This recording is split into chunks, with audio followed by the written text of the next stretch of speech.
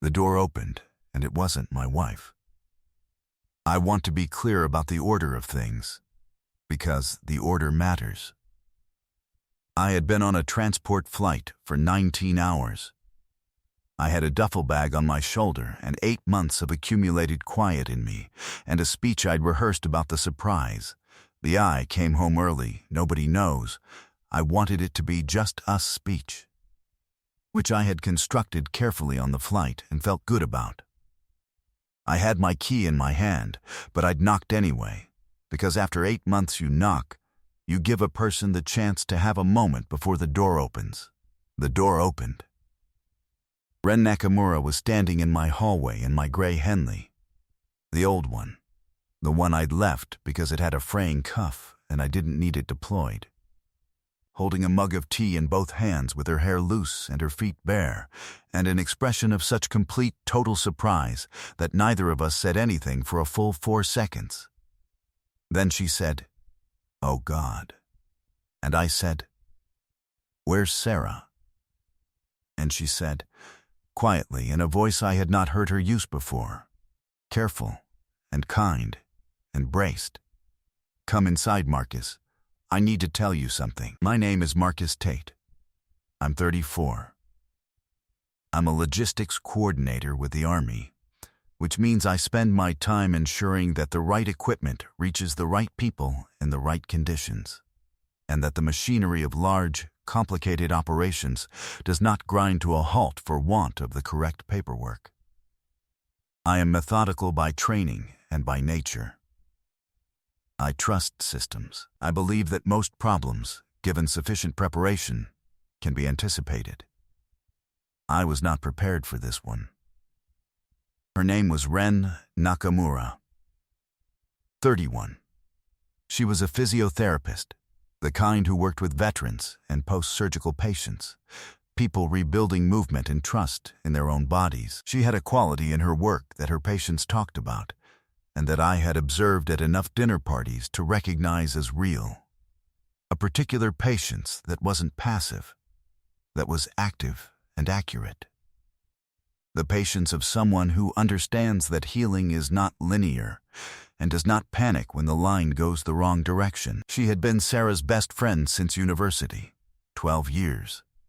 The kind of friendship with its own grammar and shorthand, its own history of late nights and shared crises, and the accumulated debt of showing up.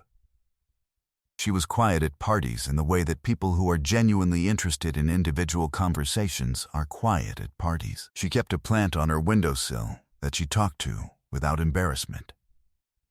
She had dark eyes that held things longer than most people's, the way deep water holds light. She and I had always been friendly, in the way of people who share someone they love, warm and easy, and never quite sure of the territory on our own. I liked her. I had always liked her. She was one of the people who made Sarah's world make sense to me.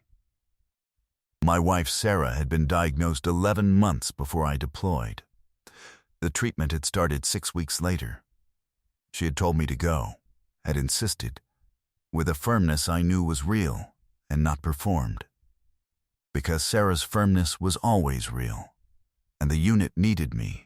And she had Ren, who had rearranged her entire client schedule and moved into the spare room within a week. Without being asked, because that was the kind of person Ren was. I had spoken to Sarah by video call twice a week for 8 months. She had looked tired, then worse than tired than in the last month. Something that was not quite tired anymore. Something that sat differently in her face and in the way she held herself. Something I had been trying not to name from 12,000 kilometers away. I stood in my own hallway and looked at Ren's face and understood that the thing I had been trying not to name had a name. She brought me inside. She sat me down at the kitchen table, our kitchen table, Sarah's and mine, the one with the watermark from a wine glass we'd never managed to lift and had eventually stopped caring about, and she sat across from me with her mug, and she told me, 3 weeks ago, peaceful at home. Ren had been there. I don't remember the exact sequence of the next hour. I remember the kitchen light. I remember the mug she kept refilling and never quite finishing, getting up to put the kettle on, coming back, sitting, hands wrapped around it, as if the warmth of it was the thing keeping the moment coherent. I remember that she didn't try to fill the silences I needed, and that she didn't cry in front of me, though I could see that the not crying was something she was doing deliberately, something she had decided before I arrived. He will need steadiness, so I will be steady, and that decision, that specific act of holding herself together for someone else's sake, was the first thing that moved through the numbness and registered as something real. I remember asking if she'd been here alone. She said yes.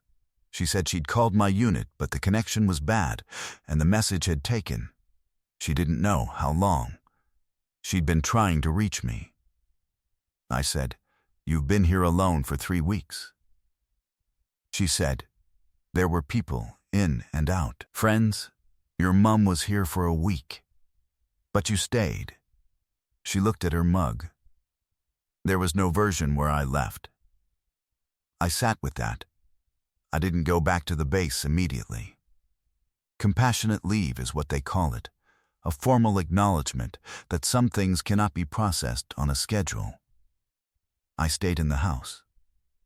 Ren stayed too, because the house was enormous and empty, and she had been in it long enough that leaving would have felt like abandonment, and she was not, as I was learning in close and specific detail, a person who abandoned things. We did not talk about grief. We talked around it the way you talk around a room you're not ready to enter yet. We talked about the practicalities, the paperwork, what needed to be handled, and when. She knew where everything was. She had been managing the house for 8 months and knew its systems the way I knew my own. Which bins went out on which days, which boiler setting actually worked, which drawer had the relevant documents. There was something both terrible and quietly comforting in being handed back your own life by someone who had been keeping it intact while you were gone. In the evenings she made dinner. She cooked simply. Nothing ambitious. Nothing that required a great deal of attention. Just food that was warm and ready when the day's weight needed somewhere to land. She set the table for 2, which was a choice I noticed without commenting on, and she sat across from me with her mug. Always the same mug. White with a small blue bird. A detail I hadn't known about until now and couldn't stop registering, and we talked about things that were not the thing. She told me about a patient she'd worked with, a man who'd had a knee replacement and was terrified of the rehabilitation, not of the pain but of the possibility of failure, of finding out there was a limit to how much he could get back. I asked what happened to him. She said he got 85% of his movement back, which was more than the surgeons had projected, because he'd decided that 85 was enough to build from. She said, "Most people just need someone to stay in the room while they find out what's still possible." I looked at her across the table. I said, "Is that what you're doing?" She met my look directly. "Yes," she said. I was not in any condition to examine what I felt about that. I noted it and set it aside. The way you set aside something fragile when you don't have the space to handle it correctly yet. 6 weeks in, I found her asleep at the kitchen table. She'd been going through Sarah's things. We had started doing this together, slowly, a drawer or a shelf at a time. The kind of process that is impossible to hurry, and she had fallen asleep over a box of photographs with her head on her arms and her hair across her face, and her mug, half full, beside her. I stood in the doorway for a moment. She was wearing my gray Henley again. She'd been wearing it the night I arrived, and I'd told her to keep it. It was hers by occupation at that point. She'd been living in my house for 8 months. The Henley was the least of it. She'd said she'd return it when she left. I'd said she didn't need to. She'd said she knew, and kept it anyway. I got a blanket from the hall cupboard and put it over her shoulders. She stirred slightly, but didn't wake. I sat down in the chair across from her and looked at the photographs spread across the table. Sarah at university. Sarah at 23 in a city I recognized from a trip we'd taken before we were married. Sarah and Ren at what appeared to be a terrible fancy dress party, both of them laughing at whoever was behind the camera. Sarah and Ren. 12 years of it, in photographs. I looked at Ren asleep at my kitchen table and felt something that was not grief. Not the grief I'd been carrying. Not the familiar weight of it. Something adjacent to it, but different in quality. Something that was about the present moment and the specific person in it. I noticed it. I put it down again. The timing was wrong, and I knew it, and I was a methodical person who trusted that some things needed more preparation than I currently had. I was not wrong about that. I was simply not accounting for the fact that she might get there first. It was a Sunday, 10 weeks after I came home, and she was leaving. She had found a flat, not far, in the same part of the city. Close enough to still be present in the way she'd been present, and her things were in 3 bags by the door. And she was doing the final walkthrough of the house, the way people do when they've lived somewhere, and want to make sure they haven't left parts of themselves in it. She came back to the kitchen and picked up her mug from the counter. She looked at it for a moment. The white mug with the blue bird, which she had left in the cupboard alongside all the others for 10 weeks and used every morning, which had become, without any explicit decision, hers. She looked at me. "Can I take this?" she said. "It's yours," I said. She wrapped it carefully in a tea towel and set it in the top of the bag. Then she stood in my kitchen with her hands free and looked at me with an expression that had something in it she hadn't let me see before. Something she'd been holding out of the room while I needed the room for other things. "Ren," I said. "You don't have to say anything," she said, quickly. I know what the last 10 weeks have been, and I know where you are, and I'm not asking for anything. She stopped. She looked at the bag. "I stayed because she was my person and the house was hers, and you were coming back to it. I know that. I know why I stayed." "Do you?" I said. She looked up. "Because I'm not sure," I said, "that I know why you stayed. Not entirely, and I've been thinking about it for 6 weeks, and I'd rather ask you than keep thinking about it." She was very still. "I stayed," she said slowly, "because there was no version where I left." She'd said this before, the first night. But she said the rest of it now. And because every morning when you came into the kitchen, something in me settled. And I have been telling myself, that's grief, that it's proximity, that it's all the obvious things. Her hands closed at her sides. I ran out of things to tell myself about a week ago. The kitchen was quiet. I had thought about this. I had thought about it carefully, in the methodical way I approach things that matter, considering the angles, the timing, the conditions. I had thought about Sarah, who had known Ren for 12 years, who had loved her with the specific, uncomplicated generosity she brought to everything, who had said to me once, years ago, before any of this, "If something happened to me, you'd be all right. You've got people." She had looked at Ren when she said it.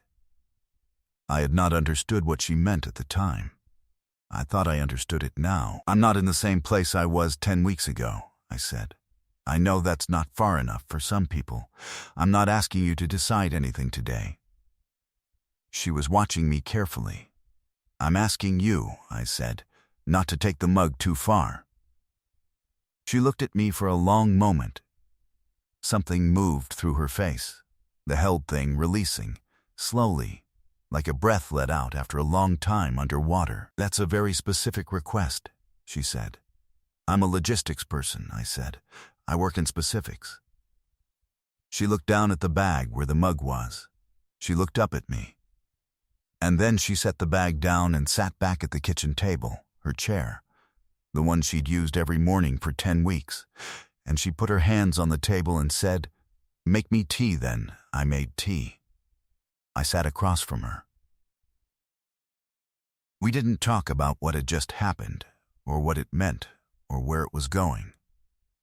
We talked the way we always talked, about small things, about the patient with a knee replacement, about a building I'd noticed on my walk that morning that had an interesting relationship with its own corner. She refilled her mug twice and didn't finish it either time. She didn't take the bags that day. 4 months later, she moved into the flat she'd found. Her own space, her own walls.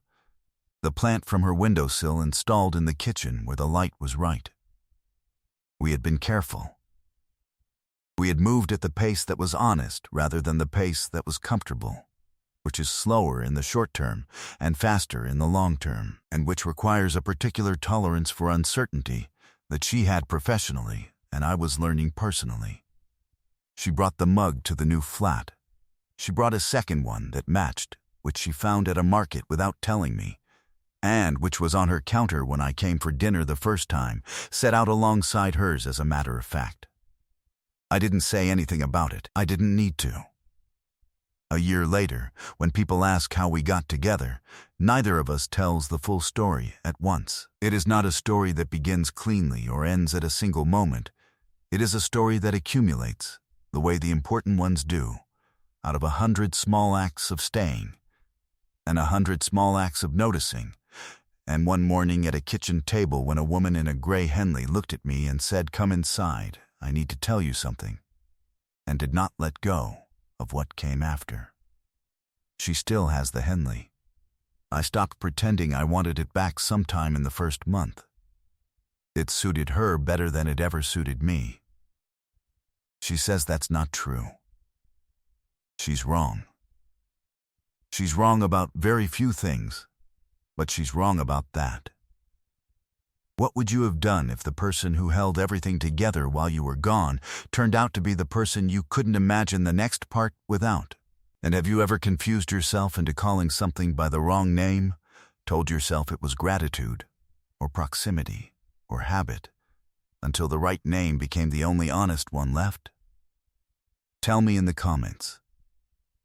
If this one found you, leave a like, subscribe, and I'll see you in the next one.